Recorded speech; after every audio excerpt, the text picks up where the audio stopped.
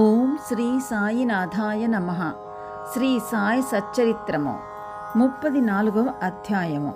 ఇందులో ఊది మహిమ, doctor మేనల్లెడు, doctor Pillai, Shyama మరదలు, ఇరానీ బాలిక, హార్దా పెద్ద మనిషి, బొంబాయి మహిళ. ఈ అధ్యాయంలో కూడా ఊది మహిమ వర్ణితము. ఊది ధరించినంత మాత్రమున ఎట్టి ఫలములు కలిగినో చూతుము. డాక్టర్ గారి మేనల్లుడు. నాసిక్ జిల్లాలోని మాలేగాంలో ఒక డాక్టర్ ఉండెను. ఆయన వైద్యములో పట్టభద్రులు. వారి మేనల్లుడు నయము కానట్టి రాచకురుపుతో బాధపడుచుండెను. డాక్టర్ గారితో పాటు ఇతర డాక్టర్లు కూడా నయము చేయ ప్రయత్నించిరి. ఆపరేషన్ చేసిరి. కానీ ఏమాత్రము మేలు జరగలేదు. కుర్రవాడు మిగుల బాధపడుచుండెను. బంధువులు, స్నేహితులు, తల్లిదండ్రులను దైవ సహాయం కోరమనిరి. షిరిడీ సాయిబాబాను చూడమనిరి. వారి దృష్టిచే అనేక కఠిన రోగములు నయమయ్యనని బోధించిరి. తల్లిదండ్రులు షిరిడీకి వచ్చిరి. బాబా పాదములకు సాష్టాంగ నమస్కారము చేసిరి. కుర్రవాణిని బాబా ముందుంచిరి. తమ బిడ్డను కాపాడమని అధిక వినయ గౌరవములతో వేడుకొనిరి. దయార్ద్ర హృదయుడకు బాబా వారిని ఓదార్చి ఇట్లనెను: ఎవరైతే ఈ మసీదుకు వచ్చెదరో వారెన్నడూ ఈ జన్మలో ఏ వ్యాధి చేతను బాధపడరు. కనుక హాయిగా నుండుడు. కురుపుపై ఊదీని పూయుడు. 1 వారము రోజులలో నయమగును. దేవుని యందు నమ్మకముంచుడు. ఇది మసీదు కాదు, ఇది ద్వారవతి. ఎవరైతే ఇందు కాలు మోపెదరో వారు ఆరోగ్యమును, ఆనందమును పొందెదరు. వారి కష్టములు గట్టెక్కును. వారు కుర్రవాణిని బాబా ముందు కూర్చుండబెట్టిరి. బాబా ఆ కురుపు మీద తమ చేతిని త్రిప్పెను. ప్రేమాస్పదమైన చూపులను ప్రసరింపచేసెను. రోగి సంతుష్టి చెందెను. ఊది రాయిగా కురుపు నెమ్మదించెను. కొద్ది రోజుల పిమ్మట పూర్తిగా మానిపోయెను. తల్లిదండ్రులు కుర్రవానితో కూడా బాబాకు కృతజ్ఞతలు తెలిపి షిరిడీ విడిచిరి. బాబా ఊది ప్రసాదముల వల్లను వారి దయాదృష్టి వలన రాచకురుపు మానిపోయినందులకు వారు మిగులు సంతసించిరి. ఈ సంగతి విని కుర్రవాని మామయ్య ఒక డాక్టర్ ఆశ్చర్యపడి బొంబాయి పోవచ్చు మార్గమున బాబాను చూడగోరెను.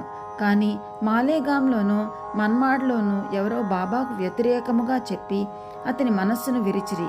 కావున అతడు షిరిడీకి పోవటం మానుకొని తిన్నగాయ బొంబాయి చేరెను. తనకు మిగిలి ఉన్న సెలవులు అలీబాగులో గడపవాలని అనుకొనెను. బొంబాయిలో 3 రాత్రులు వరుసగా ఒక కంఠధ్వని, ఇంకనూ నన్ను నమ్మవా అని వినిపించెను.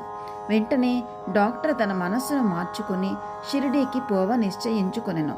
అతడు బొంబాయిలో ఒక రోగికి అంటుజ్వరమునకు చికిత్స చేయుచుండెను. రోగికి నయము కాకుండెను. కనుక షిరిడీ ప్రయాణము వాయిదా పడును అని అనుకొనెను. కానీ తన మనస్సులో బాబాను పరీక్షించదలచి రోగి యొక్క వ్యాధి ఈనాడు కుదిరినచో రేపే షిరిడీకి పోయేదను అని అనుకొనెను. జరిగిన చిత్రమేమన సరిగా మనోనిశ్చయము చేసినప్పటి నుంచి జ్వరము తగ్గుటకు ప్రారంభించి త్వరలో సామాన్య ఉష్ణతకు దిగెను. డాక్టర్ తన మనోనిశ్చయము ప్రకారము షిరిడీకి వెళ్ళెను. బాబా దర్శనము చేసి వారి పాదములకు సాష్టాంగ నమస్కారము అనర్చెను. బాబా అతనికి గొప్ప అనుభవము కలుగచేయుటచే అతడు బాబా భక్తుడయ్యెను. అక్కడ 4 రోజులుండి బాబా ఊదీతోనూ ఆశీర్వచనముతోనూ ఇంటికి వచ్చెను. 1 పక్షము రోజులలో అతన్ని బిజాపూర్కు హెచ్చు జీతముపై బదిలీ వేసిరి. అతని మేనల్లుని రోగము ఆ డాక్టర్కు బాబా దర్శనమునకు తోడ్పడెను.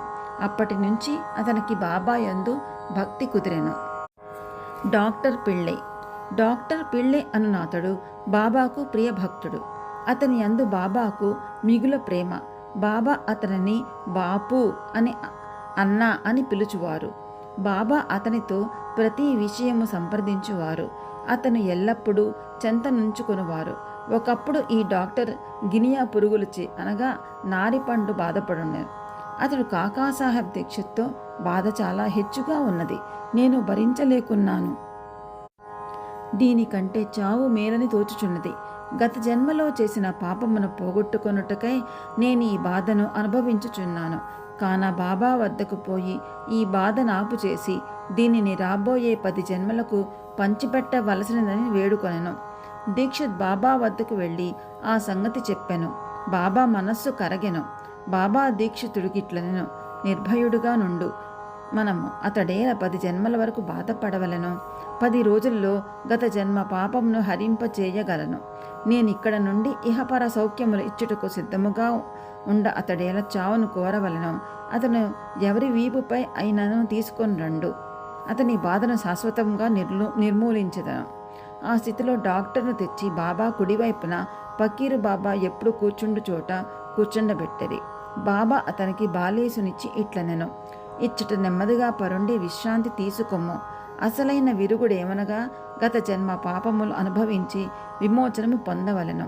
మన కష్టములకు మన కర్మయే కారణము. వచ్చిన దాన్ని నోచుకొనుము. అల్లాయే ఆచి తీర్చువాడు. వాణ్ణి ఎల్లప్పుడూ ధ్యానించుము. అతడే నీ క్షేమము చూచును. వారి పాదములకు శరీరము, మనస్సు, ధనము, వాక్కు సమస్తము అర్పింపుము. అనగా సర్వస్వ శరణాగతి వేడుము. అటుపై వారేమి చేసేదిరో చూడుము. నానాసాహెబు కట్టెననియు కానీ గుణమివ్వలేదనియు డాక్టర్ పిళ్ళే చెప్పాను. బాబా ఇట్లనెను, నానా తెలివి తక్కువవాడు, కట్టు విప్పుము, లేనిచో చచ్చితవు. ఇప్పుడే ఒక కాకి వచ్చి పొడుచును, అప్పుడు నీ కురుపు నయమగును. ఆ సంభాషణ జరుగుచుండగా అబ్దుల్ వచ్చి మసీదు శుభ్రము చేసి దీపములు బాగు చేయుచుండగా అతని కాలు సరిగ్గా పిళ్ళే కురుపు మీద హఠాత్తుగా పడెను. కాలు వాచియుండెను. దానిపై అబ్దుల్ కాలు పడగనే అందులో నుండి 7 పురుగులు ఒక్కబడి బయటపడెను. బాధ భరింపరానిదిగా ఉండెను. డాక్టర్ పిళ్ళే బిగ్గరగా ఏడవసాగాను. కొంతసేపటికి నెమ్మదించెను. అతనికి ఏడుపు, నవ్వు ఒకటి తరువాత ఇంకొకటి వచ్చుచుండెను. బాబా ఇట్లనెను, చూడుడు, మన అన్న జబ్బు కుదిరి నవ్వుచున్నాడు. పిళ్ళే, కాకి ఎప్పుడు వచ్చానను. బాబా ఇట్లు జవాబు చెప్పెను, నీవు కాకిని చూడలేదా? అది తిరిగి రాదు. అబ్దులే ఆ కాకి. ఇప్పుడు నీవు పోయి వాడాలో విశ్రాంతి తీసుకొనము. నీవు త్వరలో బాగయ్యదువు. ఊది పూయుట వలన, దానిని తినుట వలన ఏ చికిత్స పొందకయే, ఔషధమును పుచ్చుకొనకయే వ్యాధి పూర్తిగా 10 రోజులలో బాబా చెప్పిన ప్రకారము మానిపోయెను. శ్యామ మరదలు. శ్యామ తమ్ముడు బాపాజీ సాపుల్ విహిర్ దగ్గర ఉండువాడు. ఒకనాడతని భార్యకు ప్లేగు తగిలెను. ఆమెకు తీవ్రమైన జ్వరము వచ్చెను. చంకలో 2 బొబ్బలు లేచెను. బాపాజీ శ్యామ వద్దకు పరిగెత్తి వచ్చి సహాయపడమనెను. శ్యామ భయపడెను. కానీ యథాప్రకారము బాబా వద్దకు వెళ్ళెను. సాష్టాంగ నమస్కారం చేసి వారి సహాయము కోరెను. వ్యాధిని బాగు చేయమని ప్రార్థించెను. తన తమ్ముని ఇంటికి పోవుటకు అనుజ్ఞ ఇమ్మనెను. బాబా ఇట్లనెను, ఈ రాత్రి సమయమందు వెళ్ళవద్దు. ఊది పంపుము. జ్వరమును గాని బొబ్బలను గాని లక్ష్య పెట్టనవసరం లేదు. మనం తండ్రియును యజమానియు ఆ దైవమే. ఆమె వ్యాధి సులభముగా నయమవును. ఇప్పుడు వెళ్ళవద్దు. రేపటి ఉదయము వెళ్ళుము. వెంటనే తిరిగి రమ్ము. శ్యామకు బాబా ఊది యందు సంపూర్ణ విశ్వాసముండెను. బాపాజీ ద్వారా దానిని పంపెను. బొబ్బలపై దానిని పూసి కొంత నీళ్లల్లో కలిపి త్రాగించిరి. దానిని తీసుకొనిన వెంటనే బాగా చెమట పట్టెను. జ్వరము తగ్గెను. రోగికి మంచి నిద్ర పట్టెను. మరుసటి ఉదయము తన భార్యకు నయమగుట చూచి బాపాజీ ఆశ్చర్యపడెను. జ్వరము పోయెను. బొబ్బలు మానెను.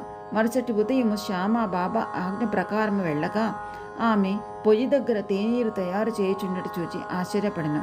తమ్ముని అడుగగా బాబా ఊది ఒక్క రాత్రిలోనే ఆ బొబ్బలను బాగు చేసెననెను. అప్పుడు ఉదయము వెళ్ళు, త్వరగా రమ్మని బాబా మాటల భావము శ్యామ తెలుసుకొనగలిగెను. టీ తీసుకొని శ్యామ తిరిగి వచ్చెను. బాబాకు నమస్కరించి ఇట్లనెను, దేవా, ఏమి నీ మాట? మొట్టమొదట తుఫాను లేపి మాకు అశాంతి కలుగచేసేదవు. తిరిగి దానిని శాంతింపచేసి మాకు నెమ్మదిగా ప్రసాదింతువు. బాబా ఇట్లు జవాబిచ్చను, కర్మ యొక్క మార్గము చిత్రమైనది. నేనేమి చేయకున్ననో నన్నే సర్వమునకు కారణభూతినిగా ఎంచెదురు. అది అదృష్టమును బట్టి వచ్చును. నేను సాక్షిభూతుడను మాత్రమే. చేయువాడు ప్రేరేపించువాడు దేవుడే. వారు మిక్కిలి దయాద్ర హృదయులు. నేను భగవంతుడను కాను, ప్రభువును కాను. నేను వారి నమ్మకమైన బంటుని. వారిని ఎల్లప్పుడూ జ్ఞాపకము చేయుచుందును. ఎవరైతే తమ అహంకారమును ప్రక్కకు తోసి భగవంతునికి నమస్కరించుతారో, ఎవరు వారిని పూర్తిగా నమ్మెదరో వారి బంధములోడి మోక్షమును పొందెదరు. ఇరానీ బాలిక. ఇక ఇరానీ వాని అనుభవమును చదువుడు. అతని కుమార్తెకు ప్రతి గంటకు మూర్ఛ వచ్చుచుండెను. మూర్ఛ రాగానే ఆమె మాటలాడలేకుండెను. కాళ్ళు చేతులు ముడుచుకుని శృతి తప్పి పడిపోచుండెను. ఏ మందులు ఆమెకు నయము చేయలేదు. ఒక స్నేహితుడు బాబా ఊది ఉపయోగించమనెను. విలేపార్లేలున్న కాకా సాహెబ్ దీక్షిత్ వద్ద ఊది తీసుకుని రమ్మనెను. ఇరానీ వాడు ఊదీని తెచ్చి ప్రతిరోజు నీటిలో కలిపి త్రాగించుచుండెను. మొదట ప్రతి గంటకు వచ్చు మూర్ఛ 7 గంటలకొక్కసారి రాసాగెను. కొద్ది రోజుల పిమ్మట పూర్తిగా నెమ్మళించెను. హార్దా పెద్ద మనిషి. హార్దాపుర అనగా మధ్య పరగణాలు నివాసియకు వృద్ధుడొకరు మూత్రకోశములో రాయితో బాధపడుచుండెను. అట్టి రాళ్ళు ఆపరేషన్ చేసి తీసెదురు కనుక ఆపరేషన్ చేయించుకోమని సలహా ఇచ్చిరి. అతడు ముసలివాడు, మనోబలము లేనివాడు. ఆపరేషన్ కొప్పుకొనుకొండెను. అతని బాధ ఇంకొక రీతిగా బాగు కావలసి ఉండెను. ఆ గ్రామపు ఇనాముదారు అచ్చటకు వచ్చుట తటస్థించెను. అతడు బాబా భక్తుడు. అతని వద్ద బాబా ఊదీయుండెను. స్నేహితులు కొందరు చెప్పగా వృద్ధుని కుమారుడు ఊదీ తీసుకుని దానిని నీళ్లల్లో కలిపి తండ్రికి ఇచ్చెను. 5 నిమిషములలో ఊదీ గుణమిచ్చెను. రాయి కరిగి మూత్రము వెంటబడి బయటపడిపోయెను. వృద్ధుడు శీఘ్రముగా బాగయ్యెను. బొంబాయి మహిళ. కాయస్థ ప్రభుకులమునకు చెందిన బొంబాయి స్త్రీ ఒకతే ప్రసవించు సమయమున మిగిలి బాధపడుచుండెను. ఆమె గర్భవతి అయిన ప్రతిసారి మిగుల భయపడుచుండెను. ఆమెకేమియో తోచకుండెను. బాబా భక్తుడు కళ్యాణ్ వాసుడుకు శ్రీ రామమారుతి ఆమెను ప్రసవించు నాటికి షిరిడీకి తీసుకొని వచ్చి పొమ్మని సలహా ఇచ్చెను.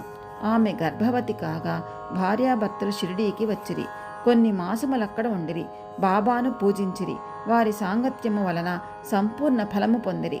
కొన్నాళ్లకు ప్రసవ వేళ వచ్చెను. మామూలుగానే యోనిలో అడ్డు కనిపించెను. ఆమె మిగుల బాధపడెను. ఏమి చేయుటకు తోచకుండెను. బాబాను ధ్యానించెను. ఇరుగు పొరుగు వారు వచ్చి బాబా ఊదీని నీళ్ళల్లో కలిపి ఇచ్చిరి. 5 నిమిషములలో ఆ స్త్రీ సురక్షితముగా ఎట్టి బాధ లేక ప్రసవించెను. దురదృష్టము కొలది చనిపోయిన బిడ్డ పుట్టి ఉండెను. కానీ తల్లి ఆందోళనము బాధ తప్పెను. బాబాకు నమస్కరించి వారి ఎల్లకాలము జ్ఞప్తి అందించుకొనిరి. ఓం శ్రీ సాయినాథాయ నమః. 34వ అధ్యాయము సంపూర్ణం. ఓం శ్రీ సచ్చిదానంద సద్గురు సాయినాథ్ మహారాజ్ కీ జై. సద్గురు శ్రీ సాయినాథార్పణమస్తు.